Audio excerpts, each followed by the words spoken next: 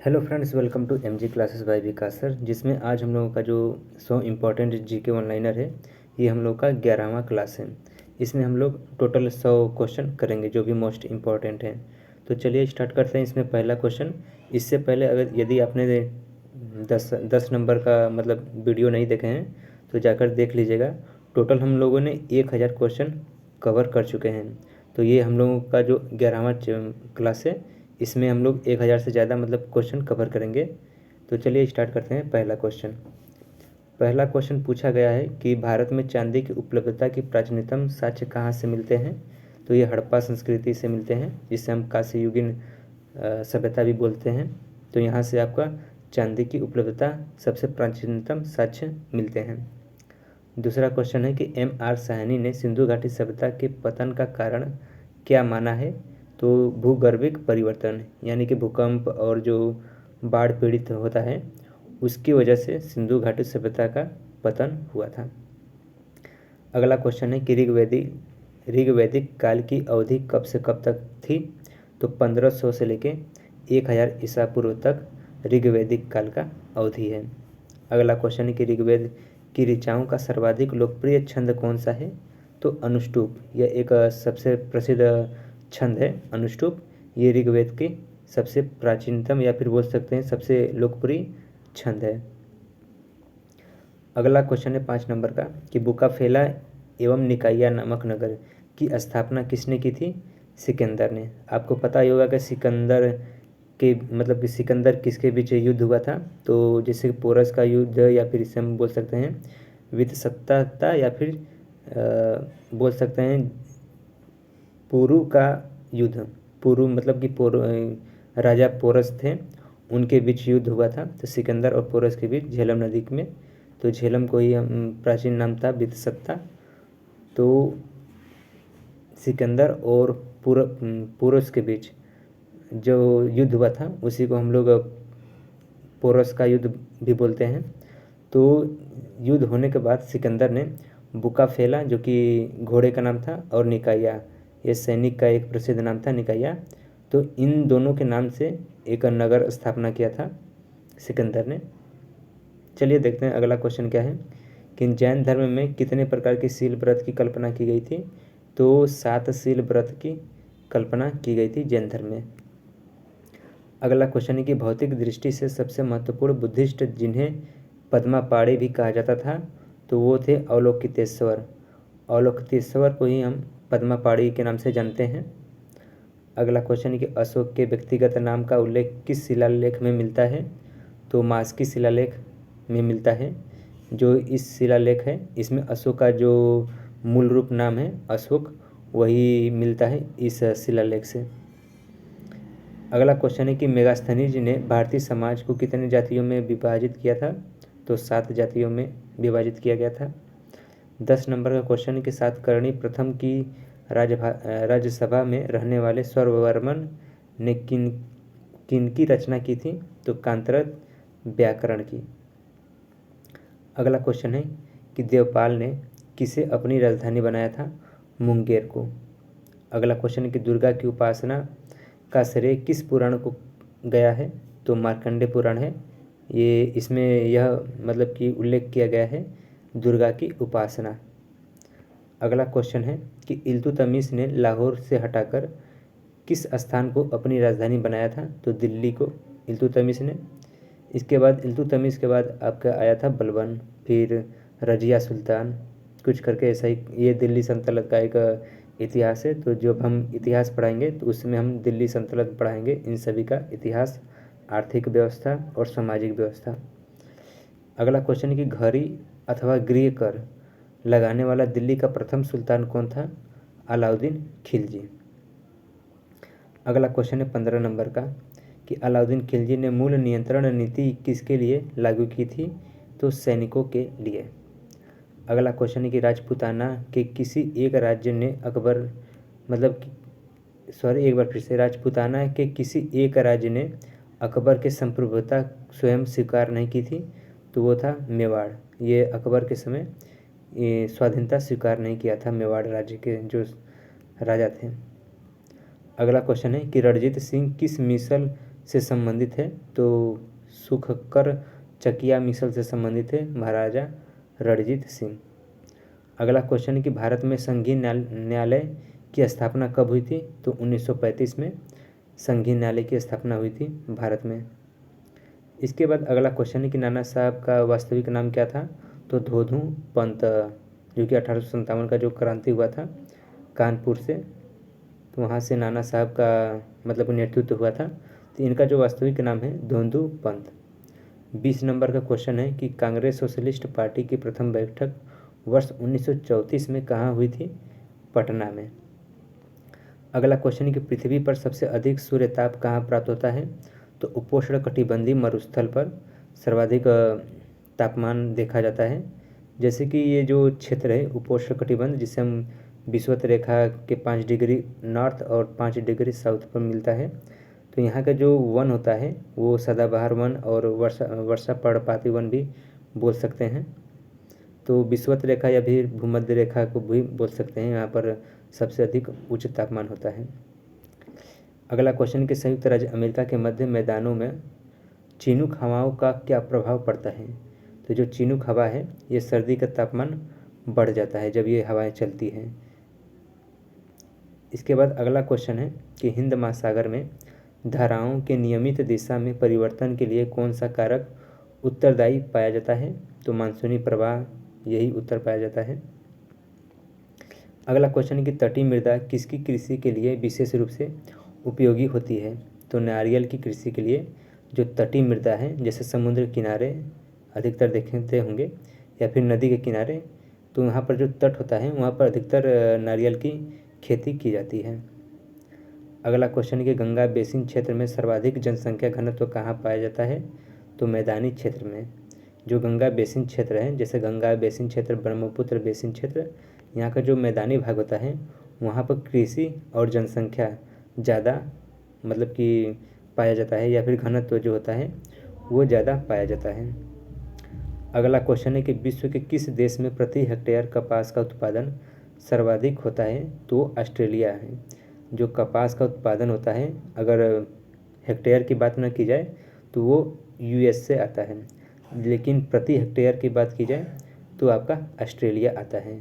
वैसे जैसे कि अब गेहूं की बात की जाए भारत में, तो गेहूं उत्पादन में उत्तर प्रदेश आगे है, लेकिन प्रति हेक्टेयर की बात की जाए तो आपका पंजाब नंबर 1 पर आ जाएगा। इसके बाद अगला क्वेश्चन है कि सरकारा उद्योग में गन्ने की खोई का उपयोग ऊर्जा उत्पादन के लिए किस रूप में किया जाता है? तो जैव ईंधन के रूप में यूज किया जाता है। जो गन्ना का होता है ऊख, जिसे हम लोग बोलते हैं, जब वह सूख जाता है, जिसमें से रस निकल जाता है, तो जो रस निकलने के बाद जो बचता है उसे हम लोग खोई बोलते हैं। तो उस खोई का उपयोग हम लोग ईंधन के रूप में यूज करते हैं, जैसे बिजली उत्पादन के लिए। अगला क्वेश्चन है कि जल परिवहन को मुख्य किन 2 भागों में बांटा जाता है? तो इसको 2 भागों में बांटा जाता है। पहला समुद्री मार्ग परिवहन और दूसरा है आंतरिक जलमार्ग परिवहन। नगरों की आबादी सामान्यतः कितनी होती है? यदि 1 लाख से अधिक है तो वो नगर कहा जाएगा, या फिर 1 लाख से कम जब होगा तो उससे हम नगर नहीं कहते हैं। जब 10 लाख से अधिक होता है जनसंख्या तो उसे नगर न कहकर महानगर बोलते हैं।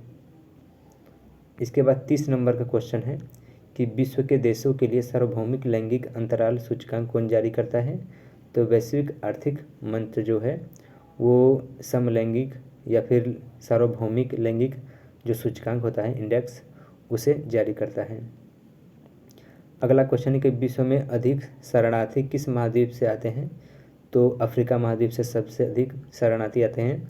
जैसे भारत का एग्जाम्पल ले तो हम देखे थे 2019-20 के करीब रोहिंग्या मुसलमान, ये भी बांग्लादेश से, जैसे म्यांमार बांग्लादेश होते हुए भारत में आए थे, तो ये भी क्या थे? शरणार्थी।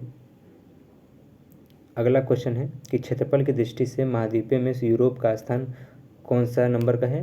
तो 6 नंबर का यूरोप आता है क्षेत्रफल की दृष्टि से। पहले नंबर का आपका आता है एशिया क्षेत्रफल की दृष्टि से। उसके बाद दूसरे नंबर पर आता है आपका उत्तरी अमेरिका। तो चलिए अगला देखते हैं।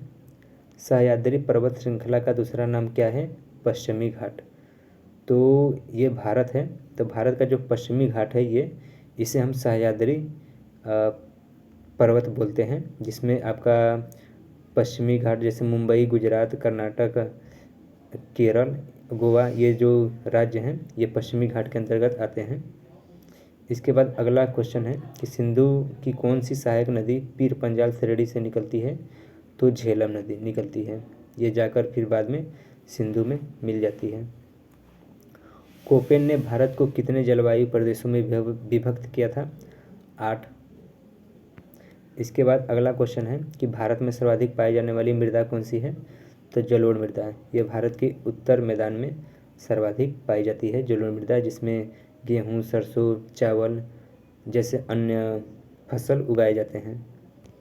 अगला क्वेश्चन है कि गेहूँ, मक्का, अरहर तथा चाय में से कौन सी फसल उद्दीपक फसल नहीं है? तो ये जो चाय है ये उद्दीपक फसल नहीं है, जबकि गेहूँ, मक्का, अरहर ये तीनों फसल उद्दीपक फसल कहलाते हैं। अगला क्वेश्चन है कि तेलुगु गंगा परियोजना किस नदी पर प्रारंभ की गई थी? तो कृष्णा नदी पर प्रारंभ की गई थी तेलुगु गंगा परियोजना। राष्ट्रीय बीज अनुसंधान एवं प्रशिक्षण केंद्र कहाँ अवस्थित है? तो ये वाराणसी में अवस्थित है। और राष्ट्रीय जो आपका सब्जी अनुसंधान संस्थान है ये भी वाराणसी में ही अवस्थित है। अगला क्वेश्चन है कि छत्तीसगढ़ में देश के किस खनिज का भंडार सर्वाधिक पाया जाता है? तो टीन जो है इसका सर्वाधिक भंडार छत्तीसगढ़ में पाया जाता है। दुलहस्ती जल विद्युत परियोजना किस नदी पर अवस्थित है? तो चिन्नाव नदी पर स्थित है, ये जम्मू कश्मीर में पड़ता है। दुलहस्ती जल विद्युत परियोजना। देश का पहला लौह इस्पात उद्योग कहाँ स्थापित किया गया था? तो कुल्टी में। अगला क्वेश्चन है कि भारत की पहली सफल कागज मिल कहाँ स्थापित हुई थी? लखनऊ में, जो कि उत्तर प्रदेश में पड़ता है। अगला है क्वेश्चन है कि कोंकण रेलवे कॉरपोरेशन का मुख्यालय कहाँ स्थित है? नवी मुंबई में। 45 नंबर का क्वेश्चन है कि भारत में अंग्रेजों के समय प्रथम जनगणना किसके कार्यकाल में हुआ था? लॉर्ड मेयो के शासन में। शुरुआत में 1872 में प्रथम जनगणना हुआ था, उसके बाद 1881 से आपका दशकी जनगणना स्टार्ट हो गया था।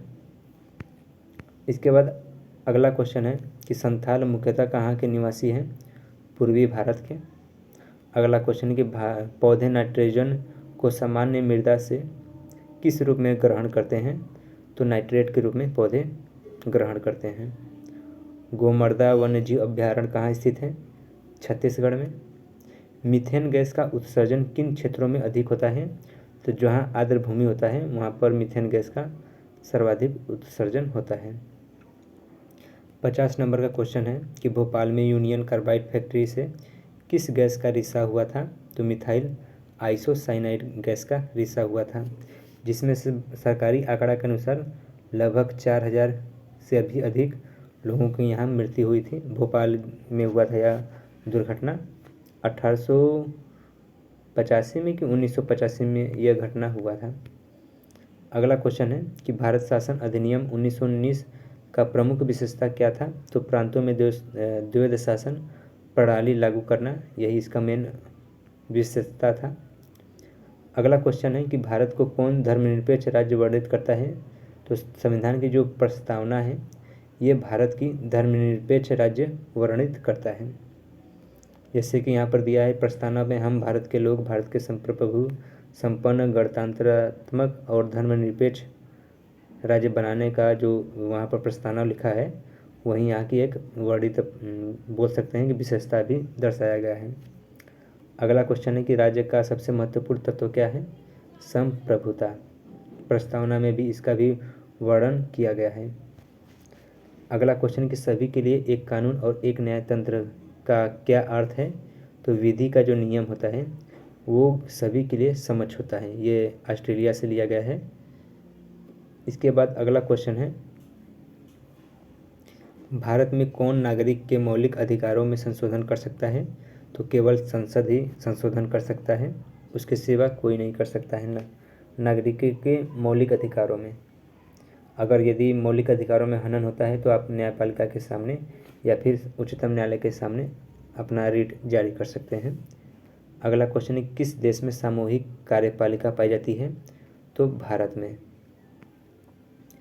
किस प्रकार के अधिकार भारत के राष्ट्रपति को प्राप्त है? तो औपचारिक और विविध प्रकार के जो अधिकार हैं यह राष्ट्रपति को प्राप्त हैं। अगला क्वेश्चन कि लोकसभा के लिए चुनाव में निर्वाचित होने के लिए किसी व्यक्ति की न्यूनतम आयु कितनी होनी चाहिए? तो 25 वर्ष होनी चाहिए, जबकि राज्यसभा में 30 वर्ष और राष्ट्रपति के लिए 35 वर्ष ये न्यूनतम आयु होनी चाहिए। इसके बाद अगला क्वेश्चन है कि किस समिति को स्थायी मितव्ययिता समिति कहा जाता है? तो प्राक्कलन समिति को स्थायी मितव्ययिता समिति भी कहा जाता है। 60 नंबर का क्वेश्चन है कि किस अनुच्छेद के अंतर्गत यह निहित है कि भारत के उच्चतम न्यायालय की संपूर्ण कार्यवाही अंग्रेजी भाषा में होगी? ये अनुच्छेद 348 में कहा गया है कि यदि आप कोई भी उच्चतम न्यायालय में जाते हैं तो आपका जो हेल्पिंग लैंग्वेज होगा वो अंग्रेजी भाषा होगा। अगला क्वेश्चन है कि पीके थुंगन समिति कब गठित की गई थी? वर्ष 1988 में। अगला क्वेश्चन है कि संविधान के अनुच्छेद 280 में वर्णित वित्त आयोग का गठन कौन करता है? तो भारत का राष्ट्रपति वित्त आयोग का गठन करता है। अगला क्वेश्चन है कि भारतीय अर्थव्यवस्था को विकासशील श्रेणी में रखने वाली मुख्य विशेषता क्या है? तो कृषि और प्रच्छन्न बेरोजगारी ये मुख्य व्यवस्था है, मतलब कि जो भी विकासशील देश हैं वहाँ की ये दो मुख्य विशेषता हैं, कृषि और प्रच्छन्न बेरोजगारी। अगला क्वेश्चन कि राष्ट्रीय विकास परिषद का मुख्य संबंध किससे होता है? तो पंचवर्षीय योजनाओं के अनुमोदन से। 65 नंबर का क्वेश्चन कि किस क्षेत्र को 10वीं योजना परिव्यय में सर्वाधिक प्रतिशत आवंटित किया गया है? तो ऊर्जा के क्षेत्र में। अगला क्वेश्चन है कि कौन सी योजना वोकल फॉर लोकल को बढ़ावा देती है? तो आत्मनिर्भर भारत अभियान ये योजना जो है वोकल फॉर लोकल को बढ़ावा देती है। राष्ट्रीय स्वास्थ्य बीमा योजना कब आरंभ किया गया था? तो 1 अक्टूबर 2007 को यह योजना आरंभ किया गया था। जैविक कृषि का मुख्य उद्देश्य क्या है? तो जैविक उत्पादों द्वारा कृषि करना, जैसे कि केरल, सिक्किम, यहाँ पर जैविक उत्पादों द्वारा कृषि होता है। अगला क्वेश्चन है कि मुद्रा के प्राथमिक कार्य क्या माने जाते हैं? तो विनिमय तथा मूल्य मापन। अगला क्वेश्चन है 70 नंबर का कि भारत में कर्मचारियों की महंगाई भत्ते के निर्धारण का आधार क्या है? तो उपभोक्ता मूल्य सूचकांक।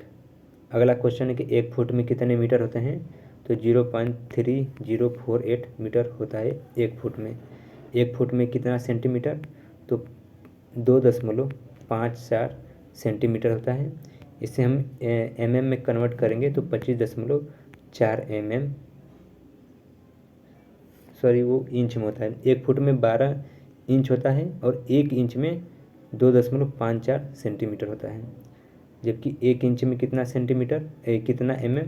तो वो 25.4 mm होता है। तो यहाँ से आप कन्वर्ट करके देख सकते हैं कि 1 फुट में कितने सेंटीमीटर होता है। अगला क्वेश्चन है कि किसी पिंड के संवेग परिवर्तन दर के किसके बराबर होती है? तो बल के बराबर होती है। अगला क्वेश्चन है कि चलती गाड़ी में बैठे आदमी में कौन सी ऊर्जा होगी? तो गतिज और स्थितिज ऊर्जा ये दोनों ऊर्जा होगी बैठे हुए आदमी पर। ताप समान होने पर तथा दाब बढ़ाने पर ध्वनि की चाल पर क्या प्रभाव पड़ेगा? तो ध्वनि की चाल पर कोई भी प्रभाव नहीं पड़ेगा। 75 नंबर का क्वेश्चन है कि दूरदर्शी में किस प्रकार के लेंसों का उपयोग किया जाता है? तो उत्तल लेंस का प्रयोग किया जाता है दूरदर्शी में। अगला क्वेश्चन है कि बल्ब की आयु बढ़ाने के लिए इनमें से कौन सी गैस भर दी जाती है? तो नाइट्रोजन और आर्गन गैस भर दी जाती है बल्ब की आयु बढ़ाने के लिए। अगला क्वेश्चन है कि परमाणु अभ्यास जो है यह किसने प्रस्तावित किया था? तो डाल्टन ने इसे प्रस्तावित किया था। मीथेन का मूलानुपाती सूत्र क्या होता है? तो CH4 मीथेन का मूलानुपाती सूत्र है। गैसों की व्यवहार की व्याख्या सर्वप्रथम किसने की थी? तो जे बर्नौली ने इनकी व्याख्या की थी। ऊष्मा का सर्वोत्तम चालक कौन सा होता है? चांदी। कशिश का तेल किसे कहा जाता है? तो सल्फ्यूरिक अम्ल को कशिश का तेल कहते हैं। और जल कांच में कौन सा घटक है? Sodium silicate. अगला क्वेश्चन है कि विषाणु का बाह्य आवरण किसका बना होता है? प्रोटीन के कैप्सिड से जो विषाणु का बाह्य आवरण होता है और जीव जगत की सबसे छोटी कोशिका कौन सी है? माइकोप्लाज्मा है। 85 नंबर का क्वेश्चन है कि मांसपेशियों हड्डियों से किस ऊतक द्वारा जुड़ी होती है? जो मांसपेशियाँ है ये हड्डियों से किस ऊतक द्वारा जुड़ी होती है? तो ये कंडरा ऊतक होता है। इसके ही माध्यम से आपका मांसपेशी और हड्डी इन दोनों के बीच आपस में जुड़ी होती है। मस्तिष्क का कौन सा भाग शरीर का संतुलन बनाने में सहायक होता है? तो अनुमस्तिष्क होता है, ये शरीर का संतुलन बनाए रखता है। आरएनए में कौन सी शर्करा पाई जाती है? तो राइबोस शर्करा। डॉट्स किस रोग का उपचार है? तो तपेदिक का एक उपचार है, डॉट्स DOTS होता है। और यह तपेदिक को हम आम भाषा में बोल सकते हैं TB। 89 नंबर का क्वेश्चन है कि गेहूँ, चना, मटर, सरसों, तेल, अलसी आदि किस प्रकार की फसलें हैं? तो रबी फसलें हैं। 90 नंबर का क्वेश्चन है कि मक्का की उत्पत्ति स्थल कौन सा है? तो उत्तरी अमेरिका जो कि है, ये मक्का की मूल स्थान भी बोल सकते हैं। अगला क्वेश्चन है कि आपका भारतीय वायुसेना के प्रथम मार्शल कौन थे? तो अर्जुन सिंह थे। काहिरा किस नदी के किनारे अवस्थित है? नील नदी के। अगला क्वेश्चन है कि पोस्ट ऑफिस, गोरा तथा काबुलीवाला के लेखक कौन हैं? तो रविंद्रनाथ टैगोर इन तीनों के लेखक हैं। The struggle in my life के लेखक कौन थे? तो नेल्सन मंडेला, ये दक्षिण अफ्रीका के एक महान व्यक्ति हैं। इनका एक पुस्तक आया था the struggle in my life, मतलब इनके जीवन परिचय पर आधारित पुस्तक थी। तो जैसे कि भारत में सबसे प्रसिद्ध व्यक्ति हैं आपके महात्मा गांधी, उसी तरह दक्षिण अफ्रीका के सबसे प्रसिद्ध व्यक्ति थे नेल्सन मंडेला। 95 नंबर का क्वेश्चन है कि जापान की मुद्रा का नाम क्या है? तो ये येन है, जबकि इसकी राजधानी टोक्यो है। स्वर्ण कमल किस क्षेत्र में दिया जाता है? तो स्वर्ण कमल आपके सिनेमा के क्षेत्र में दिया जाता है। अगला क्वेश्चन है कि सौरभ वर्मा किस खेल से संबंधित है? बैडमिंटन से। अगला क्वेश्चन है कि भू स्थिर उपग्रह का परिभ्रमण काल कितना होता है? तो लगभग 12 घंटे का इसका परिभ्रमण काल होता है। और WWW यानी कि वर्ल्ड वाइड वेब के आविष्कारक कौन थे? तो टिम बर्नर्स-ली इसके आविष्कारक थे। सी भाषा का आविष्कार किसने किया था? तो डेनिस रिची ने सी भाषा का आविष्कार किया था। तो फ्रेंड्स आज के लिए बस इतना ही। अगला वीडियो में हम लोग फिर 100 क्वेश्चन कवर करेंगे। यदि आप चाहते हैं इसका PDF आपको फ्री में मिले तो आप हमारे टेलीग्राम चैनल MG क्लासेस विकास सर्च करेंगे तो वहाँ पर इस वीडियो का PDF आपको फ्री में मिल जाएगा। वहाँ से आप डाउनलोड करके पढ़ सकते हैं। यदि सर्च करने पर नहीं मिलता है तो इस वीडियो के डिस्क्रिप्शन में मैं अपना टेलीग्राम लिंक दे दूँगा, वहाँ से जाकर इस वीडियो का PDF आप डाउनलोड कर लीजिएगा। मिलते हैं नेक्स्ट वीडियो में नेक्स्ट 100 इम्पोर्टेंट क्वेश्चन के साथ। तब तक के लिए वीडियो को लास्ट तक देखने के लिए आपका धन्यवाद।